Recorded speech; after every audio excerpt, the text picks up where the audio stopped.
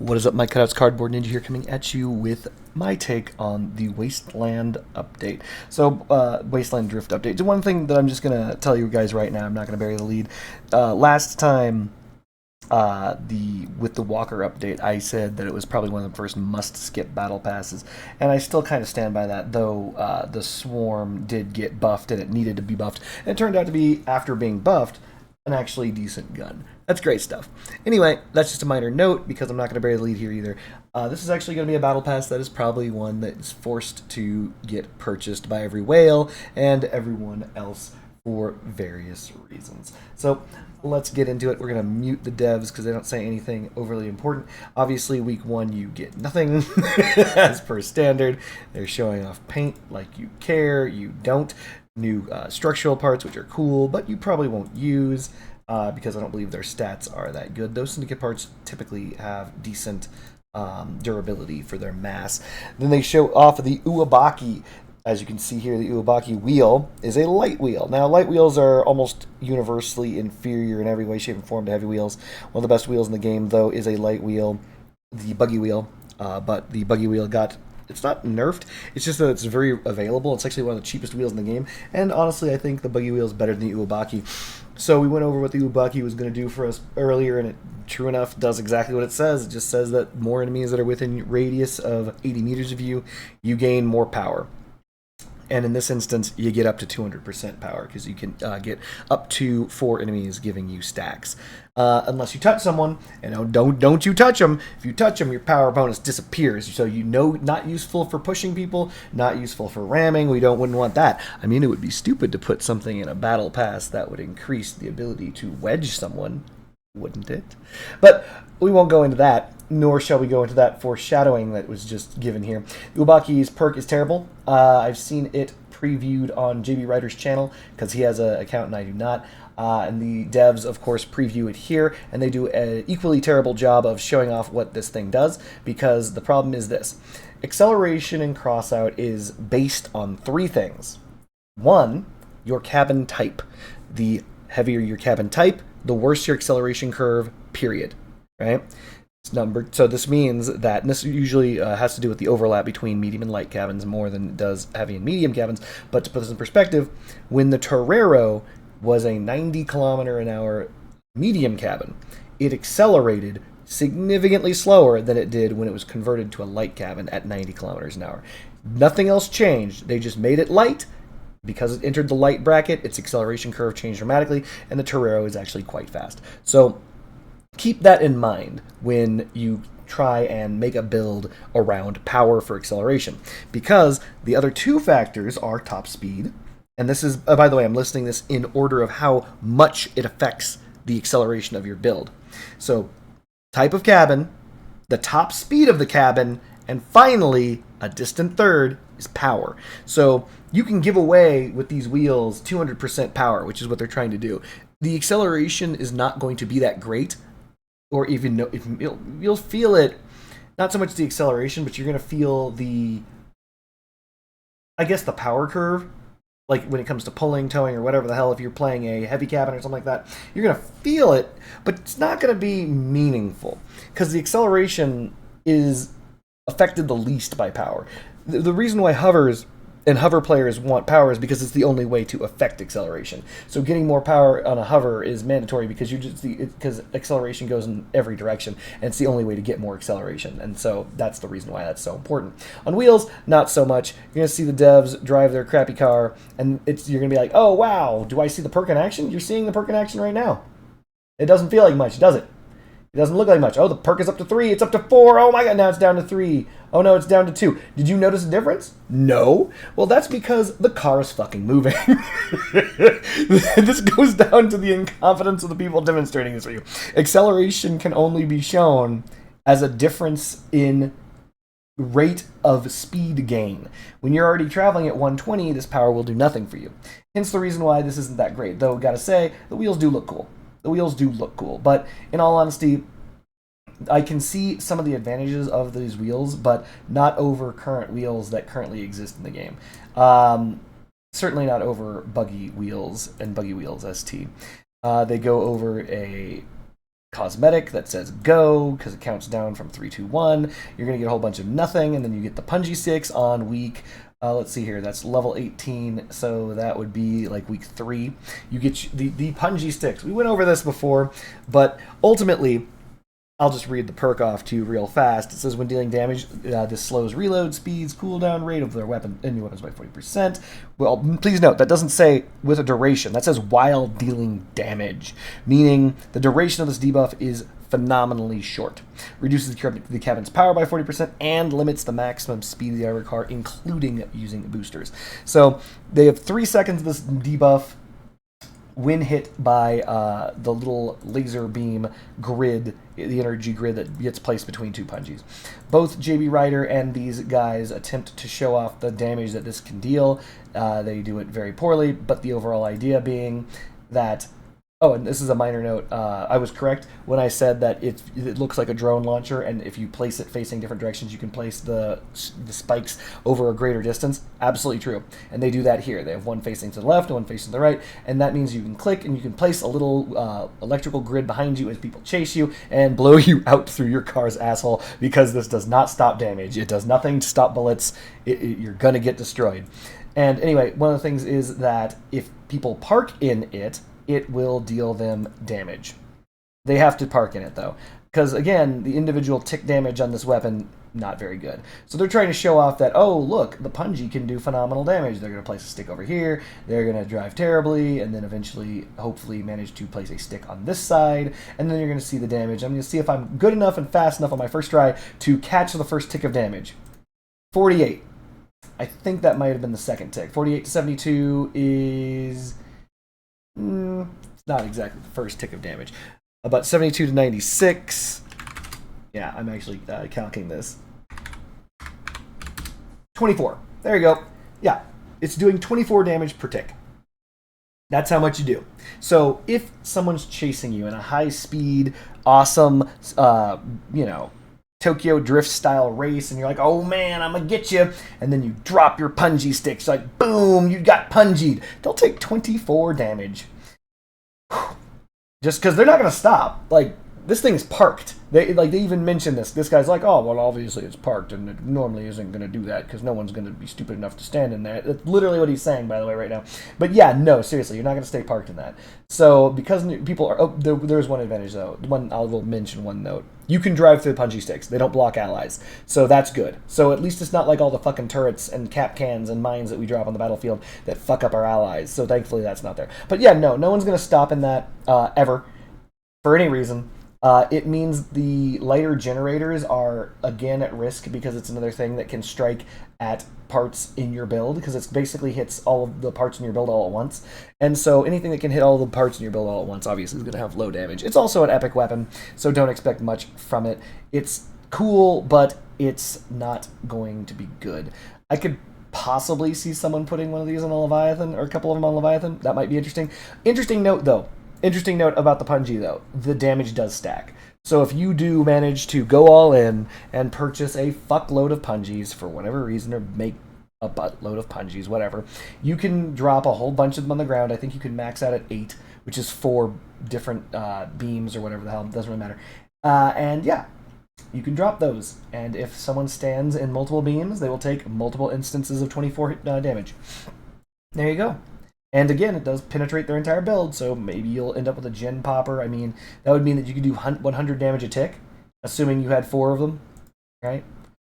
Moving right along, they finally give you the second set of wheels. They learned that they shouldn't just give you 2 fucking tracks and be like, here are your tracks, assholes, which is not enough to make a build. They are allowing you enough movement parts to make a build. There's going to be a new front end. I don't believe that is a bumper. I believe it is just a front end moving right along. The Fukari. Now, I mentioned this before. They nerfed the Destructor explicitly before the release of this so that you, if you had a Destructor, had to purchase the Fukari. Now, if you're already like going hard to the paint on the Destructor life, you don't really actually need the Fukari. But the whole idea is, I'm not even gonna joke, Leviathan Clan Wars. One of the top weapons in Leviathan Clan Wars is the Toadfish, and the other one that every single Leviathan has is the Destructor. Destructor's got nerfed recently, and this is going to replace the Toadfish on all of those builds. Though the Toadfish, I believe, only requires 8 energy, and this requires 9, so it's going to require a little bit of a difference there. But the damage is real. It works identically to what we in the business call the Destructor, except the damage is front-loaded. So you fire, it deals a front load of damage, which isn't overly much, and then the projectiles stick out of whatever it sticks into and deals damage over time. The damage over time actually can be pretty good. He's going to shoot this, and we'll see. 141. Damn, I'm good. Literally paused that on my first try. So it does 141 divide by 3. let's get out the calculator.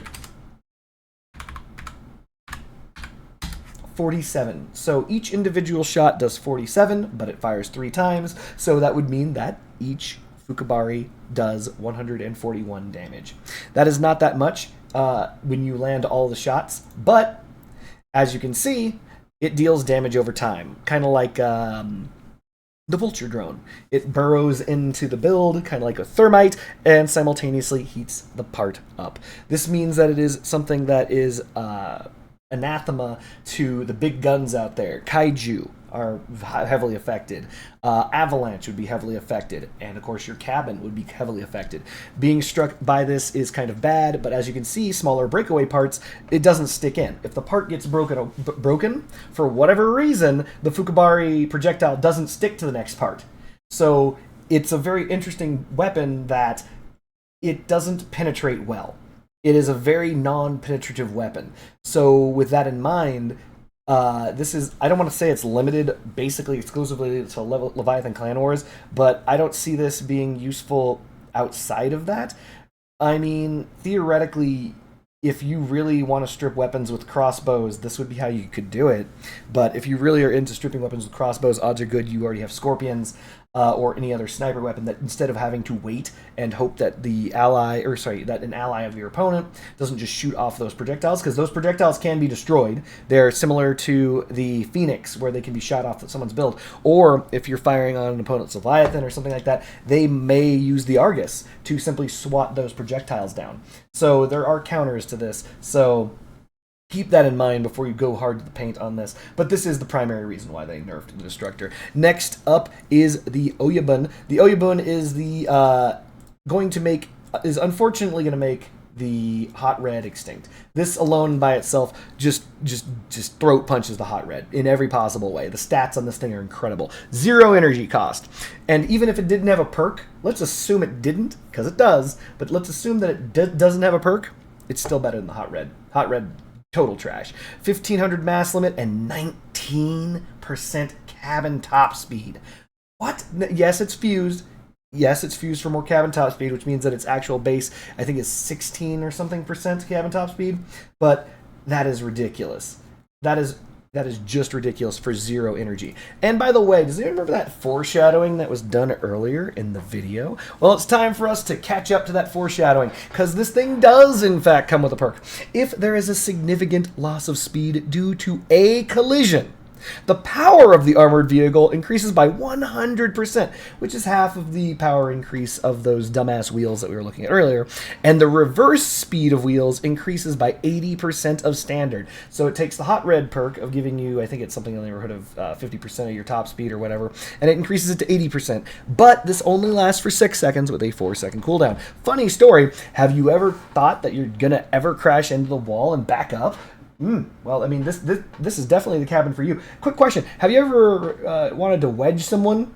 Man, but the problem is, when you go to wedge someone, you lose power, right? Unless you're like a heavy cabin, you lose power. If only there were a way to increase your power by 100% on contact so that you can get right up under... Yeah, it's return to wedge builds is what I'm saying. This is an engine that will absolutely help out wedges. It's insane that like they would even think about this. After going through all the trouble of inventing unknown mechanics that people don't even know about in the game that drain your cabin's power when you come in contact with another opponent.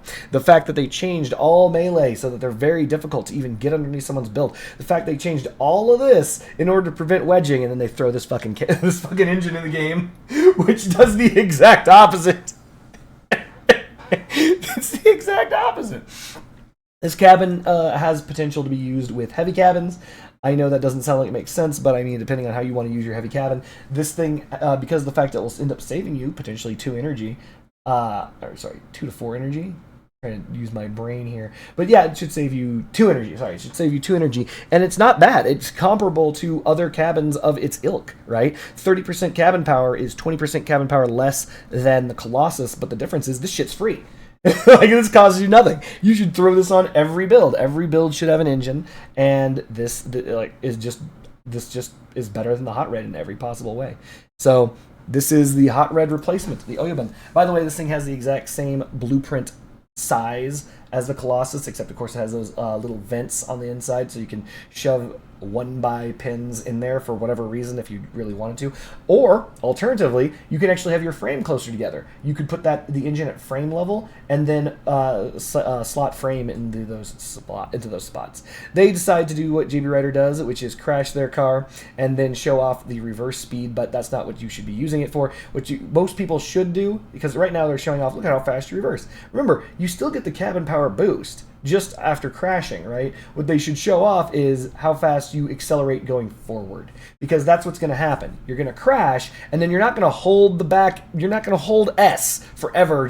You're not going to do that. You're going to hit the wall, right, with W, and then you're going to hold S a little bit, and then you're going to hit W again to take off. They should show what that looks like, but they don't. They just don't do that. They refuse to. Nobody wants to do that. Moving right along. But anyway, yeah, so I think that engine is absolutely going to remove the hot red from service. Rest in peace, hot red engine.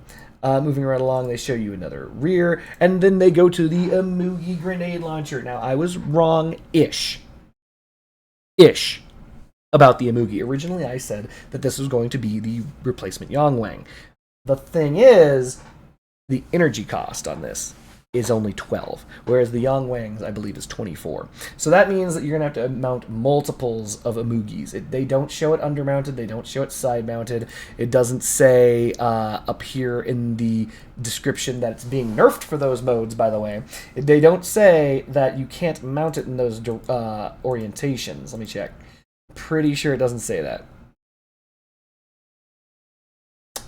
Blah, blah, blah, fire slow projectiles, ballistic trajectory, attached to enemies, explode after expires, releases burst of 4 projectiles, and then a bunch of flavor text. No. So yeah, this doesn't say that you cannot mount it sideways. It does not say that you cannot mount it upside down, though it is possible that it's not rotatable. They didn't show that off because they never do. Funny story. This is... How do I... Oh, I'm sorry, I didn't go over the perk. So they say the perk is if there's an enemy car within 3.5 meters away from the projectiles, the 4 projectiles fired, the projectile will simply be attracted to it.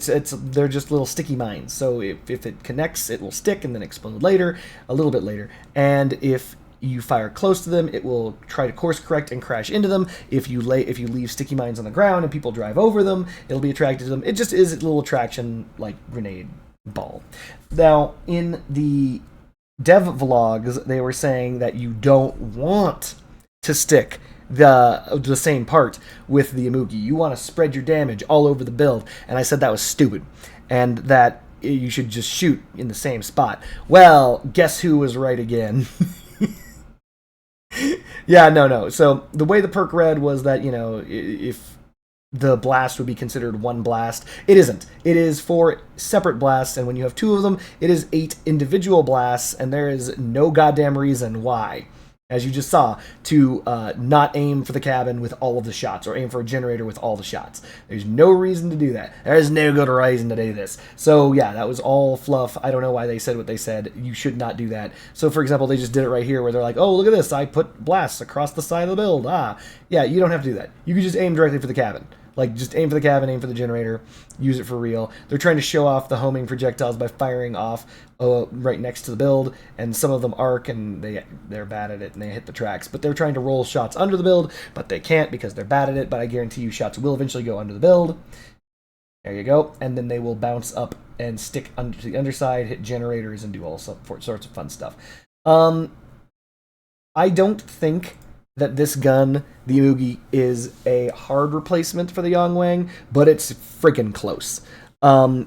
Assuming this can be mounted underslung, assuming this can be mounted sideways slung, vertically or anything like that, this is probably going to be a decent replacement for the Yongwang. The damage on it does not get boosted based on, you know, your any other equipment, but the damage seems to be good enough, to be honest. The damage seems good enough. For a legendary grenade launcher, seems alright. It doesn't fire 5 projectiles, it fires 4. Explosions seem to do enough damage to, you know, reach those hard-to-reach back teeth. You can get 2 of them, so you get 8 of them, 8 projectiles per volley. It seems alright. Seems like fun. Seems like fun. But as I said at the start of this is probably one of the must-buy battle passes, not because of the Umugi, but because the engine is solid and the crossbow is really, really solid. They're going to give away a horn, but you can't play it because it's copyrighted or something like that. I don't know. It plays some song. Doesn't matter. Finally, we get to the Satori. The Satori cabin looks exactly like the Janabi. Exactly like the Janabi, by the way. The only difference is, you see this little nose that sticks out 4? The Janabi sticks out 3. Other than that, it's the exact same cabin. Funny story, though. The thing that I did not expect, I mentioned this during my previous patch notes, that the damage bonus would have to be insane in order for this to matter, right? Well, turns out it is. The damage bonus goes up to 40%. Now, you might be thinking, hold up, wait a minute. Like, does that really matter? Yeah, it really does. The Satori is so much better than the Janabi. They're not even the same. They're not in the same fucking league. They're not even the same planet. Here is why. The Satori gets its 20% damage bonus, flat damage bonus immediately. By the way, this is a quick note. They're going to nerf this shit. They will nerf this shit, I guarantee you. Guaranteed nerf. They're selling it like this because it's the last thing in the battle pass that you're going to get, and before you get your grubby little hands on this shit, it's going to get nerfed. Guarantee it. But let me digress. So, just starting a drift. Yes, it's wheels only. Just starting a drift gives you instantaneously 20% damage bonus. However, as long as you are drifting, that damage bonus increases from 20% to 40%. That is the bonus of a cockpit. That is the cockpit's damage bonus, among the highest in the entire game on this cabin. Okay, fair enough, but here's the kicker. The difference between the Satori and the Janabi. When you stop drifting with the Janabi, you lose your 20% bonus immediately. When you stop drifting with the Satori, it slowly ticks down. So what that means is 38%, 40%. Look at that. They're just driving around at 40%. 40% damage bonus. Just always on. 39, 38. Oh, 40% again. See that? So when you are not drifting, you don't even lose your damage bonus. It doesn't set you back down to 20%. It doesn't do shit for you. It literally just stays at 40% basically constantly. This is the first cabin being released into Crossout that has a chance at replacing the cockpit as the premier Leviathan cabin in the Wasteland. First one that has a chance. Because here's why. The cockpit gives 1 less energy. Because of the fact it is a epic, whereas this is a legendary, right? So a legendary cabin gives more energy. It's a light cabin, gives even more energy than that. So it gives 1 more energy than the cockpit. Okay, fair enough. But in addition to that, you don't need boosters. You straight up do not require those boosters. That is 6 additional energy. So you're looking at 7 energy for the same damage bonus.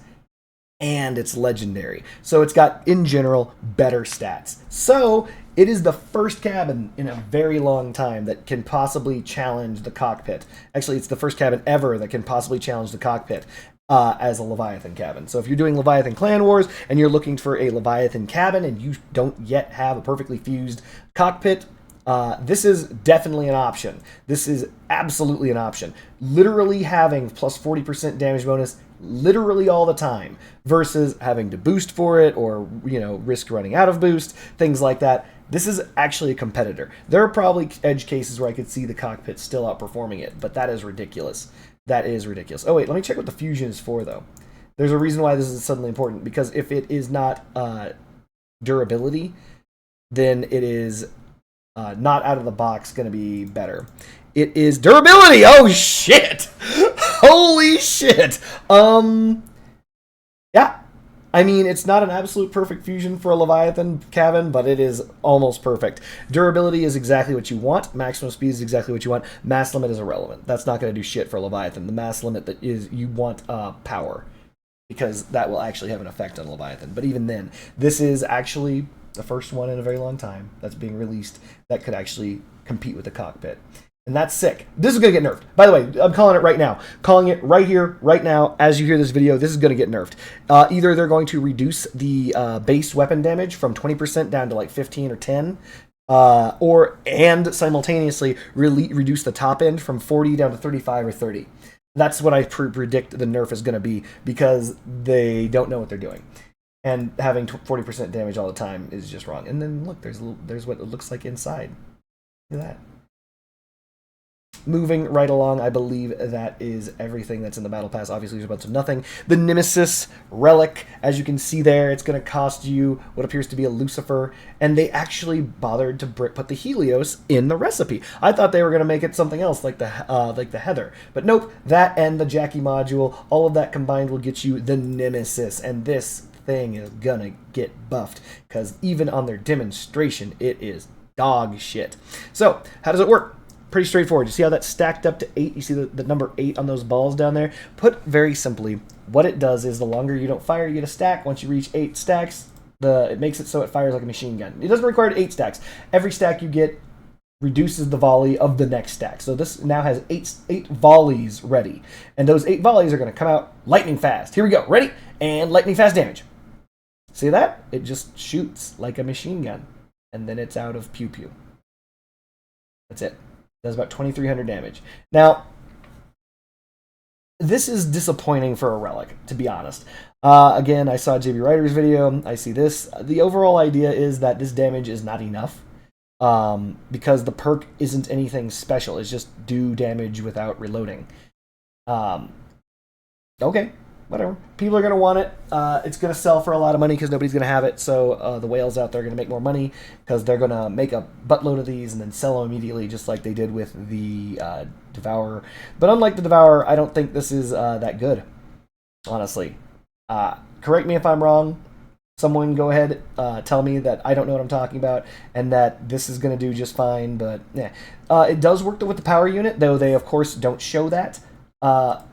The power unit doesn't help this weapon during the reload version of because again, the power unit has 2 modes, has reload mode and range mode. The reload mode does actually not help this gun when it's perked up, because the perk makes it fire like a machine gun already. So that's irrelevant. But the irony is you set it to the range mode, obviously, if you're going to use it with these, which you should, because it's every single weapon should use its accompanying module. But you can increase its range. So basically, you can dramatically increase the range of this with the power unit, and there you go. I mean, ultimately, the idea is you still have to fire, predict your shots, all that good stuff like that. It's an energy weapon, so there's a lot of energy weapon synergies out there. But I'm not overly... I'm disappointed in it, to be honest. I'm not mad at it, I'm just disappointed. That's the best way to put it. It's just, I don't know, it's just not good. It doesn't feel good to me. Like, it feels bad. Like, it doesn't feel like it's a good gun in general. It doesn't feel like it's going to perform against its contemporaries. That's all I'm saying. Like, the durability on the gun is low. The damage on it is not burst, which is fine. It's just that you got to lead your shots a lot because it's plasma balls. If you're good with plasma, I'm sure that you've been waiting on a relic to show up to replace your Helios for a while. Here it is. Hopefully it's fun. I mean, it doesn't seem to operate really any different than any of the other plasmas, so hopefully it's fun. I don't know. That's all I have to say about it. I'm not gonna get it. I don't intend to. I don't think it just feels bad. Just feels bad. That's all I can say. I don't want to waste your time like going off on on this relic and how it feels bad. But yeah, so this is probably going to be a must-buy battle pass because of the fact that it's introducing stuff into the game like a engine and this the structural part that we give a shit about. No, it's introducing an engine into the game. The punji sticks are going to be dog shit. No one's going to use them.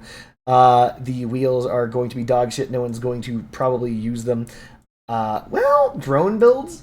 Ah, shit. Why would I say that out loud? Drone builds will probably use it, but other than that, nobody else is going to use those. The Fukari is going to replace the Toadfish outright on every Leviathan in Leviathan Clan Wars because it's going to synergize with the Destructors, giving the Destructors back the damage they lost, and also because of the fact I think the damage overall is still going to be higher than the Toadfish that they produce. Also, the Toadfish perk of Impulse is irrelevant because it doesn't do anything. Yeah. So it's a must-buy. It's a must-buy battle pass. I apologize.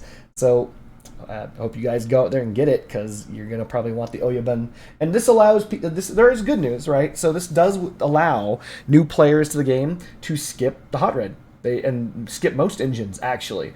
So this is not a bad engine to just get in general, as this is going to be the default engine on every build. If your build takes up too much energy, this is your default engine from now on, right? And so that's all. That's all I got for you. I think. Yeah, I think that's it. Yeah. Welcome back to Wedge Meta. Like, subscribe, comments below, let me know. Thank you for joining me. Peace.